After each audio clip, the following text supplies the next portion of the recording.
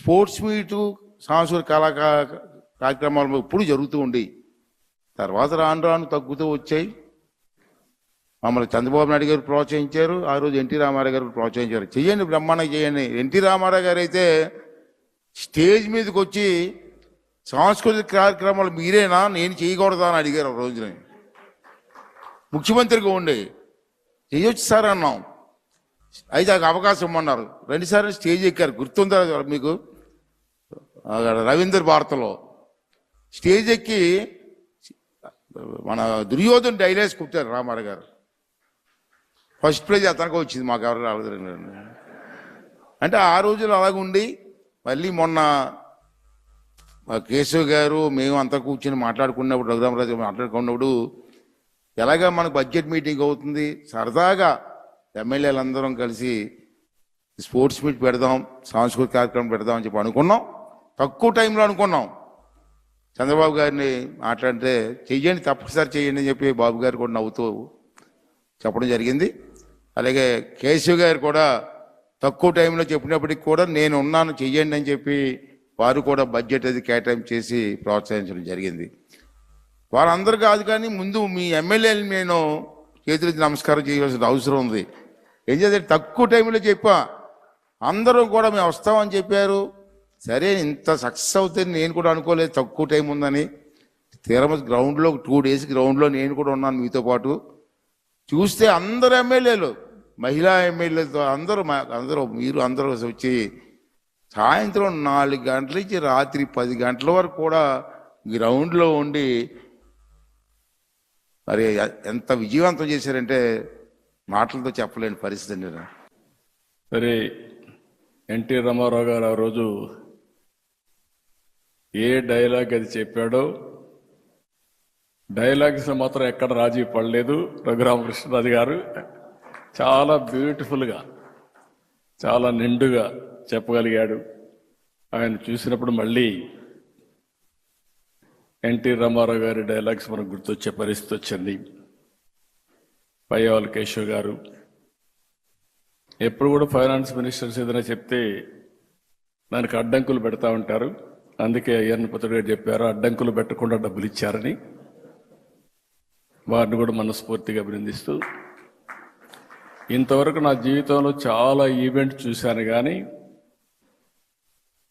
45 సంవత్సరాలుగా చాలా కార్యక్రమాలు చేశాం.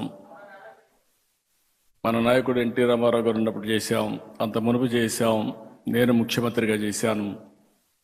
ఈరోజు మీ టాలెంట్ చూసిన తర్వాత ఎక్స్ట్రాడినరీ పర్ఫార్మెన్స్ నా జీవితంలో ఎప్పుడూ చూడలేదు. మీకు ఇన్ని టాలెంట్స్ నాకే అర్థం కాలేదు, మైండ్ బాగ్లింగ్. పవన్ కళ్యాణ్ గారు కూడా ఆయన సినిమాలు ఎంటర్టైన్మెంట్ కానీ ఆయన సినిమాల్లో కూడా ఆయన ఇంత ఎంటర్టైన్మెంట్ వచ్చి ఉండదు. ఈరోజు అదుర్స్ మామూలు కాదు.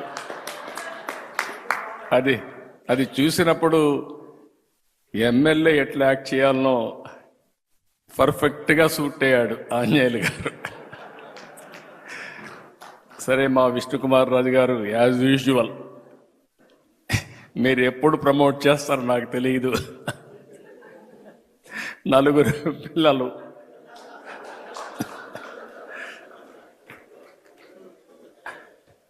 అంటే వినోదం ఒక సందేశం, ఒక సీరియస్ విషయం ఇది. ఆ సీరియస్ విషయం కూడా ప్రజలకు అర్థమయ్యేట్టుగా మీరు చెప్పగలిగారంటే ఎక్సలెంట్ పర్ఫార్మెన్స్. ఎమ్మెల్యే దగ్గరికి వచ్చినప్పుడు మా రవికుమార్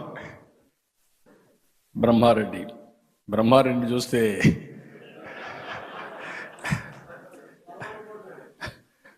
ఒక పక్క కార్యకర్త ఏమడుగుతాడు అట్నే అడిగాడు. ఆంజనేయులు ఎమ్మెల్యేగా ఎట్లుండాలి అట్నే ఉన్నాడు.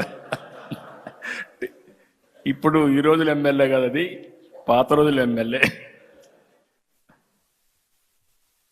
ఇకపోతే ఈశ్వరరావు నాకు అర్థం కాలేదు, విజయ్ కుమార్ వాళ్ళిద్దరిది. ఎప్పుడు ఈశ్వరరావు ఇంత ఇదిగా నేను నవ్వలేదు, నవ్వు ఆపుకోలేకపోయాను. కంట్రోల్ చేయడం కూడా నా వల్ల కాలేదు. Extraordinary performance. మీ ఇద్దరికి మనస్ఫూర్తిగా అభినందన, ధన్యవాదాలు. అంటే వెరీ సింపుల్. మీరు ఇదే మాదిరిగా ఉంటే కానీ అందరూ ఉంటే హాస్పిటల్స్ అవసరంలా.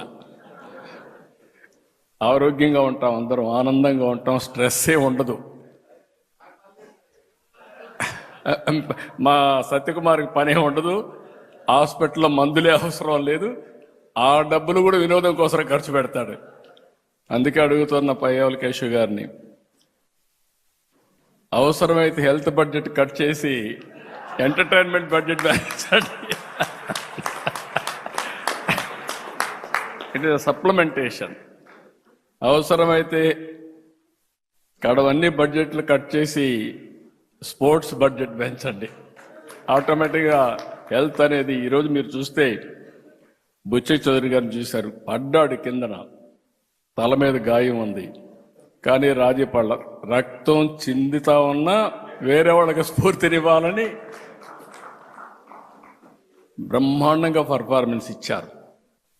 మిమ్మల్ని ఆ వీడియో చూస్తే మాకే అర్థం కాల, మీరు ఒలింపిక్ గేమ్స్ పోతున్నారా ప్రాక్టీస్, నాకే అర్థం కాని పరిస్థితి ఉంది.